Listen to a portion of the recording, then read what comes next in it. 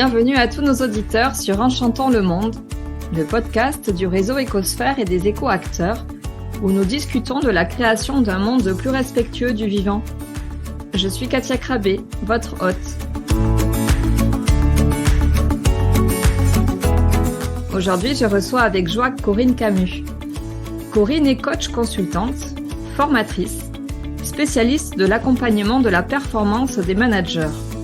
Nous allons discuter de son parcours, de son rôle au sein du réseau Écosphère et auprès des éco-acteurs et de sa contribution au monde. Alors installez-vous confortablement et préparez-vous à être inspiré par les expériences et les idées de Corinne. C'est parti!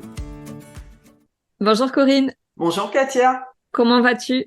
Très bien. Et toi? Parfaitement bien. Heureuse de t'avoir avec moi aujourd'hui. Plaisir partagé. Est-ce que pour commencer, tu veux bien te présenter à ceux qui nous écoutent?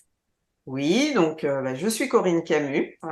J'accompagne les managers et les dirigeants à cultiver leur excellence et leur épanouissement pour inspirer et fédérer leur équipe. Est-ce que tu veux nous en dire un peu plus sur comment est-ce que tu es arrivé à faire ce que tu fais aujourd'hui? Comment j'arrive à faire ce que je fais aujourd'hui? J'ai un parcours déjà de 25 ans en tant que salarié dans différentes entreprises. J'ai exercé différents métiers. J'ai repris 3 fois mes études justement pour pouvoir arriver à exercer le métier que je fais aujourd'hui avec un solide socle de connaissances et de pratiques. Et je suis passionnée depuis toujours par le développement du potentiel humain. Donc, je suis vraiment en recherche quotidienne de connaissances, de pratiques que je peux moi-même expérimenter et partager avec mes clients. Comment est-ce que tu accompagnes tes clients? Alors, je les accompagne en fait. Alors, j'ai deux axes d'accompagnement. J'utilise soit la formation, j'ai même 3 axes, soit la formation, soit le coaching, soit une combinaison de formation et de coaching. J'aime bien combiner les deux pour pouvoir transmettre à mes clients des connaissances, des pratiques, des rituels qu'ils ne maîtrisent pas. Ça permet de gagner du temps par rapport aux séances de coaching. La formation leur permet, par exemple, d'acquérir quand on est un nouveau manager, qu'on ne sait pas trop encore comment ça se passe, comment mettre en place ces rituels, ces processus managériaux. Je leur donne les clés de ce qu'ils peuvent mettre en place pour accompagner leur équipe, la performance de leur équipe, le bien-être de leur équipe. Et le coaching nous permet vraiment de travailler de manière très spécifique sur les défis auxquels ils sont confrontés, sur les freins qui les limitent, pour leur permettre vraiment de donner le meilleur d'eux-mêmes et de contribuer activement au bien-être de leur équipe et donc évidemment à leur performance. Alors, tu parles de défis. Quels sont les défis auxquels ils sont confrontés? Alors le défi le plus grand auquel ils sont confrontés, c'est de manager l'humain, puisque évidemment l'humain n'est pas une machine. L'humain est très complexe. C'est pour ça que pour moi la base c'est vraiment déjà de comprendre son propre fonctionnement, de comprendre ses propres limites, de comprendre comment dépasser ses limites, comment mettre en place des pratiques qui permet d'être paisible, d'être centré, aligné sur ce qui est important pour soi, et du coup d'incarner, de rayonner ça auprès de son équipe. Donc la base, c'est vraiment de développer la connaissance de soi et ensuite de détecter les axes d'amélioration, les axes de travail sur lesquels on va pouvoir œuvrer pour que ils vivent le mieux possible leur mission managériale, qu'ils développent une vision, qu'ils puissent partager avec leur équipe et pour qu'ils avancent tous ensemble dans un but commun. Et je pense que c'est vraiment essentiel, comme on le voit beaucoup maintenant, notamment avec les plus jeunes générations, de donner du sens à ce qu'ils font. Donc, je les accompagne vraiment d'abord à développer cette connaissance de soi, à comprendre leur fonctionnement, à comprendre leurs besoins, leurs valeurs, également du coup à comprendre ce qui va leur permettre d'avoir une communication impactante avec leur équipe, de développer leur écoute, de comprendre les besoins des différentes personnes. Et puis, dans un second temps, on travaille vraiment sur le management pur, donc surtout tous les rituels managériaux, donc la mise en place d'entretiens individuels, la mise en place de réunions d'équipe, la mise en place de feedback constructif, qu'il soit pour valoriser, encourager, remercier, féliciter les collaborateurs ou les amener à transformer des pratiques qui n'ont pas été efficaces, on va dire, mais vraiment les accompagner à grandir. Est-ce que tu as un exemple d'un accompagnement qui a été impactant, enfin, dans lequel il y a eu des résultats positifs, des transformations, pour illustrer un petit peu ce que tu es en train de nous dire? Oui, alors j'ai accompagné un grand cabinet de conseil à mettre en place toute une équipe de managers. Donc c'était une population d'assistantes de direction. Donc il y avait à peu près un peu plus de 70 assistantes de direction. Et donc ce cabinet de conseil souhaitait mettre en place des managers qui allaient encadrer, accompagner ces équipes. Donc, c'était d'anciennes assistantes de direction qui sont devenues, du coup, managers de leurs collègues. Donc, je les ai vraiment accompagnées dans l'appréhension de la posture, l'appréhension de tous les rituels qui devaient être mis en place pour pouvoir assurer leur rôle au mieux. Donc, on a travaillé et de manière collective et de manière individuelle. Et donc l'ensemble de ces managers que j'ai accompagnés ont vraiment performé à leur rôle. Donc c'est une grande fierté puisque le défi était assez important, assez challengeant puisque manager ses anciens collègues c'est pas toujours évident, notamment pour des personnes qui n'ont jamais été managers avant. Et j'ai pu constater des prises de conscience aussi de leur potentiel. Ça a été super gratifiant et enrichissant pour moi de les voir grandir dans ce rôle et de voir qu'elles ne se sont pas arrêtées à ça et qu'elles continuent d'évoluer, de se dépasser maintenant qu'elles ont compris le potentiel qu'elles avaient. Et ce qui me tient beaucoup à cœur aussi dans mes accompagnements, c'est de développer la responsabilité de chacun. La responsabilité vis-à-vis de sa manière de percevoir les situations et sa responsabilité dans la relation avec leur équipe, avec leurs collègues, avec leur hiérarchie. Comment est-ce que tu es venu à faire ce que tu fais aujourd'hui, à t'intéresser au management? Et ce qui m'a amené à m'intéresser au management, Oui. comme j'ai été moi-même 25 ans en entreprise, j'ai d'abord commencé en tant que collaboratrice et j'ai eu des managers, plusieurs managers, et j'ai constaté à quel point que dans mon expérience en tant que collaboratrice, j'ai pu réaliser à quel point c'était vraiment important cette position managériale pour contribuer à ce qu'on soit bien au sein de l'entreprise, à ce qu'on performe ou bien à ce qu'on contre-performe. Pour moi, c'est vraiment un élément clé de la performance d'une entreprise, les managers. Ce sont aussi les éléments qui font l'éponge entre la direction de l'entreprise, qui transmettent la stratégie d'entreprise à leur équipe et qui du coup mettent en place une organisation qui va leur permettre d'atteindre leurs objectifs.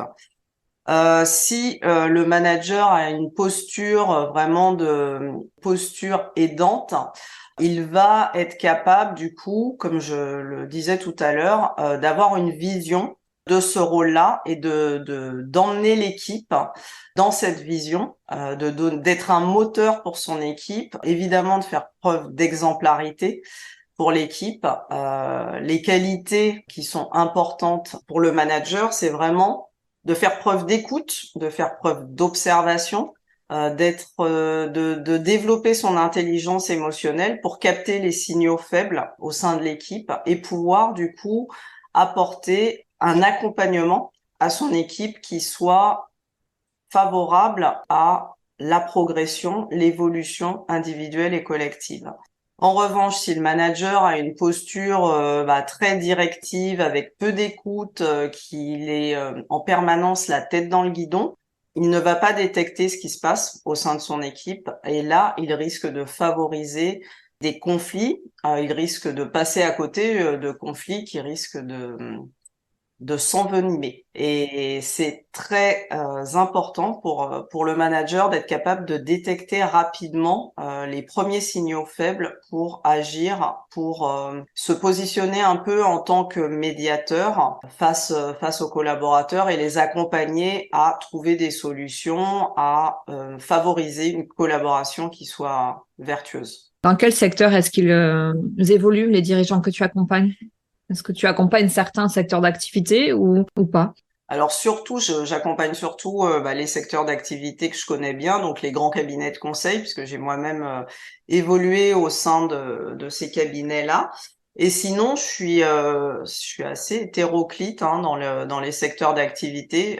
J'ai exercé aussi mon métier dans la grande distribution, au sein de Rungis, et j'apprécie beaucoup également de travailler avec les personnes de terrain qui sont passionnées par leur métier. C'est vraiment très enrichissant pour moi de voir la manière dont les entreprises fonctionnent dans des secteurs dans lesquels je n'ai pas évolué moi-même. Ça me permet de continuer à apprendre et c'est vraiment quelque chose d'essentiel pour moi.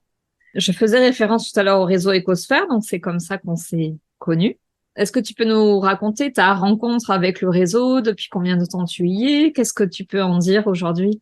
Alors, j'ai rencontré le réseau en fait par l'intermédiaire d'une consoeur coach qui m'en avait parlé. Et c'est vrai que quand elle m'a parlé des éco-acteurs, à l'époque c'était les éco-acteurs, j'ai trouvé la mission des éco-acteurs vraiment vraiment intéressante et ça résonnait avec la manière dont moi je vois les choses. Donc grâce à cette personne, j'ai rencontré Ken et j'ai eu tout de suite envie d'intégrer les éco-acteurs pour pouvoir œuvrer à plus grande échelle que moi dans mon coin, de pouvoir contribuer justement au rayonnement des éco-acteurs, hein, puisque leur mission est essentielle. Alors, quelle est leur mission? C'est vraiment la mission, c'est vraiment de contribuer à ce que le monde mette l'humain au cœur, la nature au cœur, de protéger le vivant, de favoriser le vivant. Et ça me parlait vraiment puisque pourquoi on est en vie justement, le but c'est de prendre soin des uns des autres et surtout pas d'être dans une démarche de ne pas faire attention aux autres ou d'être dans une démarche un peu de compétition, d'écraser les autres pour y arriver. J'ai pu constater ça à plusieurs reprises en entreprise. Et comme je disais tout à l'heure, il est essentiel d'œuvrer au sein des entreprises. C'est aussi pour ça que j'ai rejoint les éco-acteurs pour pouvoir contribuer de manière beaucoup plus importante au développement, on va dire, d'une stratégie, d'une politique d'entreprise centrée sur l'humain. Et comment est-ce que ton activité s'articule avec celle du réseau? Comment est-ce que l'une nourrit l'autre? Elle est vraiment articulée, moi, surtout par rapport à la sphère entreprise, puisque l'idée, c'est de pouvoir œuvrer activement tous ensemble à cette vision d'avoir un monde de l'entreprise qui soit vertueux pour tous.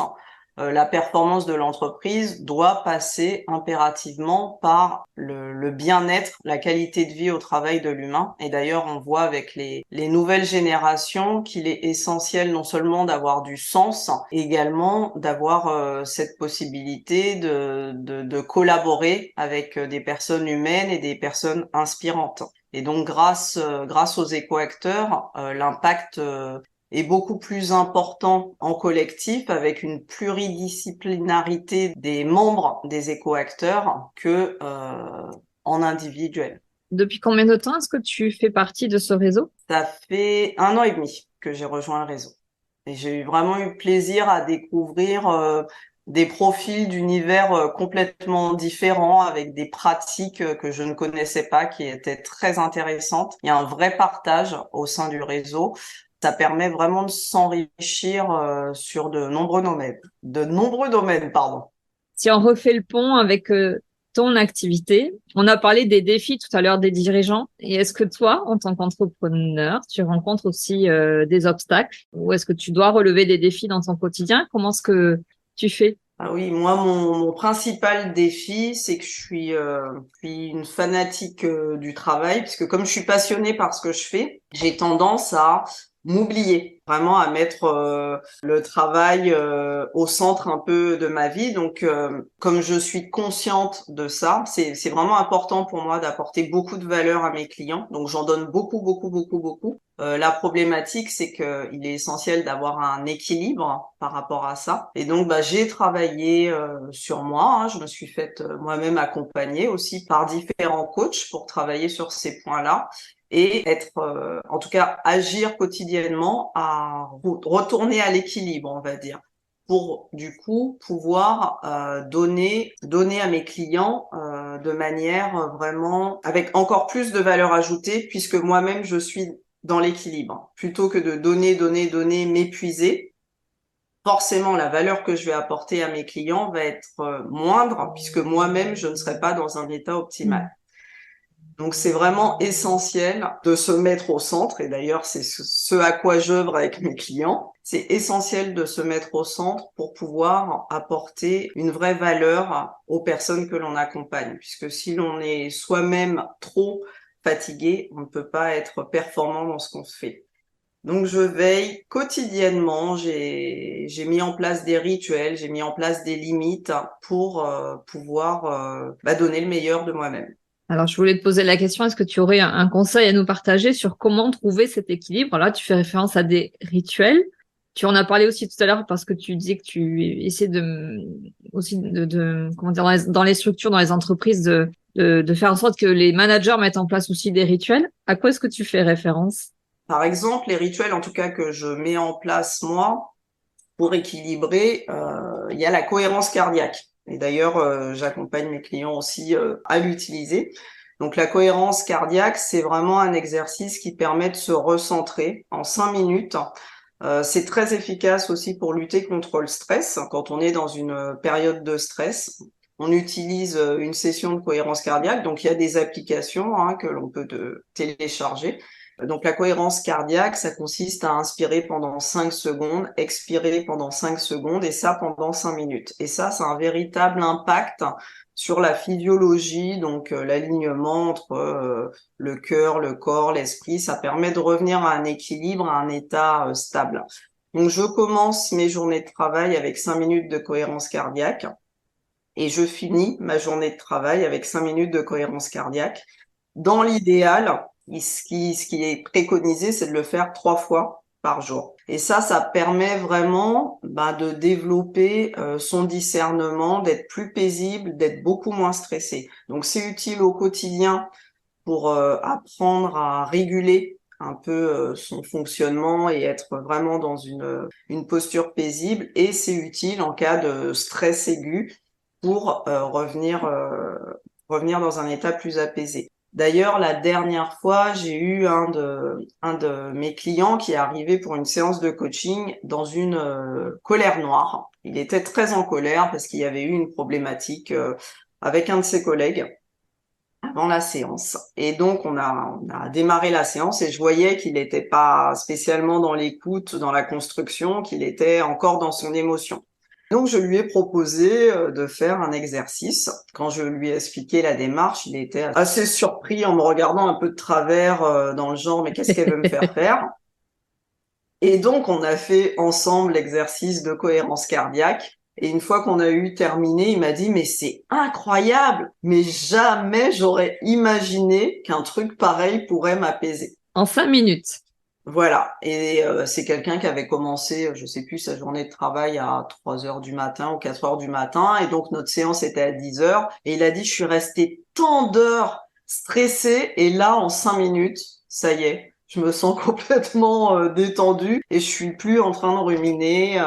Donc voilà, c'était super intéressant de voir ça. Et en plus, le thème de la séance avec ce client, c'était de travailler sur l'affirmation de soi. Et du coup, comme après cette séance, il a été dans l'écoute, il était beaucoup plus ouvert du coup à la discussion. Il a compris en conclusion, donc ça c'était génial, que c'était de sa responsabilité en fait ce qui s'était passé avec ce collègue. Il était en colère contre ce collègue, mais il a compris qu'en fait c'était une responsabilité qu'il n'a pas pris au moment T, qui l'a amené à être en conflit avec ce collègue. Donc ça a été une véritable révélation pour lui puisqu'il a pris conscience du pouvoir qu'il avait d'accepter ou de ne pas accepter des choses, de poser des limites, etc. Donc ça, comme je disais dans notre discussion préalable, rien n'arrive par hasard.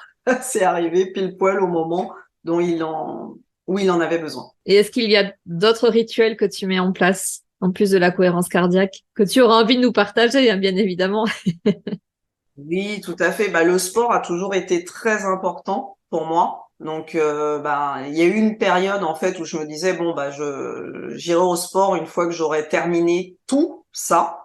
Donc maintenant c'est non, c'est pas je vais tout terminer. Là, maintenant, c'est un peu dispatché dans l'agenda des créneaux dédiés au travail, des créneaux dédiés à une activité sportive, puisque c'est vraiment ce qui me permet de me ressourcer. Ce qui est très important pour moi aussi, c'est de marcher dans la nature. La nature permet vraiment, pareil, de recharger les batteries. Quand j'étais dans le déséquilibre, en fait, voilà, la sphère travail prenait toute la place et du coup, les autres sphères était en manque. Donc maintenant, je veille à, dans la semaine, attribuer un temps à chacune de ces sphères. Il y a également la sphère sociale. Donc ça peut être juste prendre une demi-heure dans la semaine pour appeler une amie, pour partager un moment en famille. Enfin voilà, vraiment accorder le juste temps à ces différentes sphères de vie et ne pas accorder trop de temps à une des sphères, puisque là on rentre en déséquilibre et donc forcément en termes émotionnels, ça va ressortir, on va pas être bien.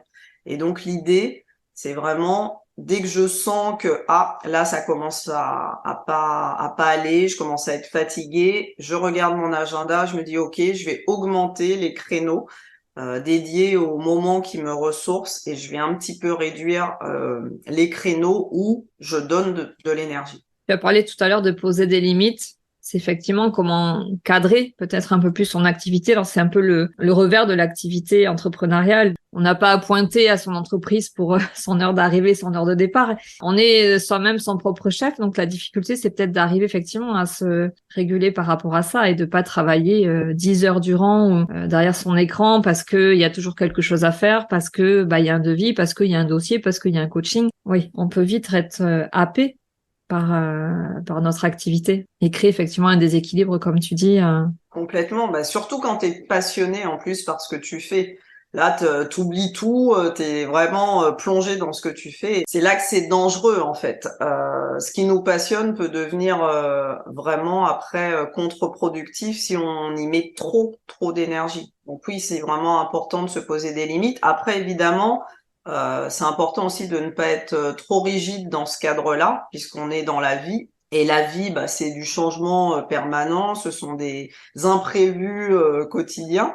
Donc l'idée, c'est vraiment aussi de s'adapter à ce que la vie nous fait vivre comme aléa. Et cet équilibre, ça peut être, alors tout à l'heure je parlais à la semaine, d'essayer d'équilibrer les moments accordés aux sphères de vie dans la semaine, mais ça peut être aussi se dire, bon, je sais que pendant 6 mois, je vais travailler sur ce projet client, je vais beaucoup donner pendant 6 mois, mais ça veut dire qu'après, je vais aussi m'accorder du temps après ces 6 mois pour recharger les batteries. C'est pas forcément dans la semaine ou dans la journée qu'on arrive à l'équilibre.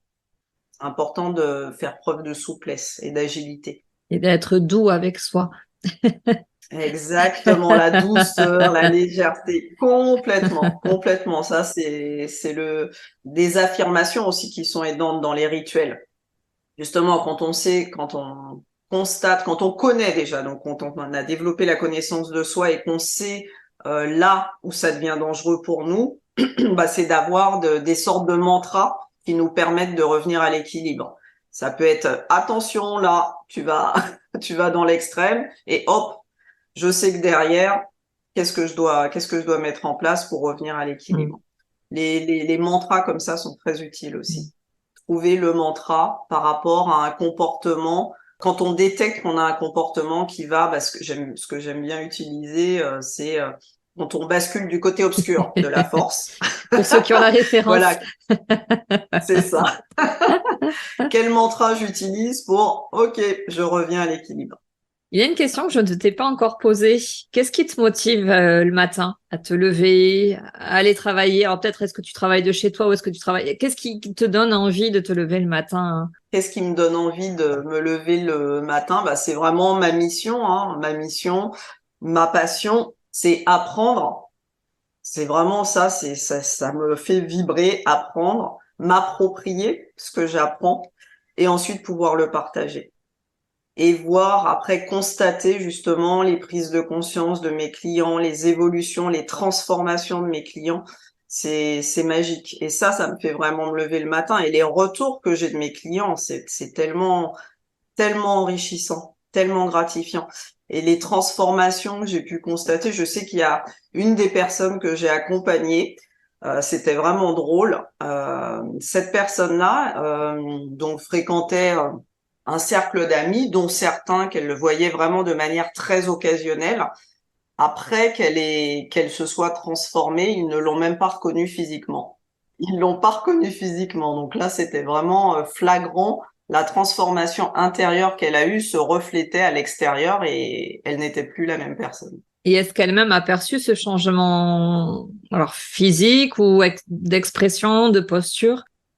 Elle, en fait, elle a mis en place énormément de choses dans sa vie, justement pour se remettre au centre de sa vie, pour se prioriser, pour prendre soin d'elle, puisqu'avant, elle s'oubliait complètement. Voilà, c'était aussi quelqu'un qui était dans le workaholisme, hein, qui était toute focalisée sur son travail. Donc, elle a mis énormément de choses en place. Et donc, elle a vu elle-même voilà, son évolution par rapport au fait de s'autoriser à se faire plaisir, s'autoriser à être heureuse, s'autoriser à être fière d'elle. Et c'est le retour des autres qui lui a fait prendre conscience que du coup son aspect extérieur aussi avait changé et qu'elle rayonnait, alors qu'avant elle était quasiment invisible. D'accord, intéressant. Ah ouais, c'était une belle expérience. Quelle est ta vision pour l'avenir? Tu as accompagné déjà un certain nombre de dirigeants, de managers. Comment est-ce que tu imagines que les choses vont continuer à évoluer? Voilà, la manière dont j'imagine la suite, c'est qu'il y ait de plus en plus de managers et de dirigeants qui se responsabilisent. Et quand je dis se responsabilisent, c'est qu'ils reprennent conscience du pouvoir qu'ils ont sur leur propre bien-être, puisqu'en fait, tout dépend de la manière dont on perçoit le monde, tout dépend de l'état d'esprit qu'on cultive. Et quand on apprend du coup à travailler son état d'esprit, tout se transforme et la vie nous reflète ce qu'on travaille de l'intérieur, l'extérieur nous le renvoie. Et donc, en continuant d'accompagner ces dirigeants et ces managers dans cette démarche-là, c'est pour ça que mon positionnement, c'est de cultiver leur excellence et leur épanouissement pour inspirer et fédérer leur équipe, qui puisse un peu contaminer de manière positive leur équipe pareil, à être responsable de leur comportement, de leur perception du monde, à être responsable aussi de leurs interactions avec les autres, en tout cas de distinguer ce qui dépend d'eux et de ce qui dépend des autres. Ça, c'est souvent une révélation hein, chez mes clients, de se dire, OK, qu'est-ce qui dépend de moi dans cette situation? Et du coup, quelle action je vais mettre en place? Et qu'est-ce qui dépend de l'autre? Et du coup, je lâche prise sur ce qui dépend de l'autre. Moi, j'ai fait tout ce qui dépendait de moi, voilà. Donc, je suis OK avec moi, je suis alignée, je me sens bien. Et si l'autre accepte ce que je peux lui proposer ou pas, ça lui appartient. Ça ne dépend plus de moi. Ça, c'est très aidant souvent, ces prises de conscience. Et comment penses-tu, peut-être pour terminer, alors j'aurais encore une petite question, mais comment penses-tu que le réseau des écoacteurs peut participer à cette vision que tu as sur l'évolution de la posture des managers? Les éco-acteurs, justement, il y a énormément d'intervenants qui sont spécialisés sur la connaissance de soi, qui pratiquent des démarches qui peuvent aider à évoluer, à développer son potentiel. Cette combinaison, en fait, de disciplines, pour moi, est vraiment importante pour accompagner les dirigeants et les managers à développer cette posture écologique pour eux et pour leur équipe. Pour conclure, parce qu'il va falloir conclure déjà, est-ce qu'il y a un dernier message ou une pensée que tu aimerais nous partager, quelque chose qui te tient à cœur, que tu n'as pas encore eu l'occasion de nous dire? Oui, pour conclure, en fait, je pourrais partager ma citation préférée d'Einstein. C'est la folie, c'est de toujours faire la même chose en s'attendant à un résultat différent. Ça, c'est vraiment une citation qui me suit dans tout, qui me permet aussi de prendre de la hauteur sur certaines situations, en me disant, en fait, c'est normal d'obtenir ce résultat vu que tu adoptes le même chemin ou le même comportement. Donc, quel autre comportement, quelle autre pratique, quelle autre pensée tu peux cultiver pour obtenir un résultat différent? Et c'est là-dessus aussi que j'accompagne mes clients. Leur faire prendre conscience que les résultats qu'ils obtiennent, c'est vraiment issu aussi de certains schémas qui peuvent évoluer, donc les faire un peu sortir du cadre habituel. Voilà, donc moi-même, quand je m'aperçois de certains comportements limitants que je répète, je me dis, mais en fait, tu es folle ou quoi? Donc non, tu n'es pas folle, donc tu changes ça. Et voilà. Du coup, j'obtiens d'autres résultats. Ce n'est pas en faisant toujours la même chose qu'on peut espérer avoir un changement de quelque chose. Ça, c'est certain. Exactement, ouais. Exactement. Ouais. Et c'est vrai que tout seul, c'est pas toujours évident puisqu'on ne se rend pas compte de certains schémas comportementaux. C'est pour ça qu'être accompagné permet de prendre de la hauteur là-dessus et de se dire, ah, ok, ce résultat-là, il est issu de tel cheminement chez moi, donc je vais travailler à définir un nouveau cheminement. Eh bien, écoute, Corinne, je te remercie. Merci beaucoup, Katia. Et merci beaucoup pour votre écoute. J'espère que le parcours de Corinne vous aura inspiré. N'hésitez pas à la contacter directement sur ses réseaux. Vous trouverez les liens pour la contacter dans la description de cet épisode. À bientôt. À bientôt. Au revoir, Corinne. Au revoir, Katia. J'espère que vous aurez pris plaisir à nous écouter. Si vous avez aimé cet épisode et que vous souhaitez continuer à découvrir les histoires de ces écoacteurs qui œuvrent pour un monde meilleur, abonnez-vous.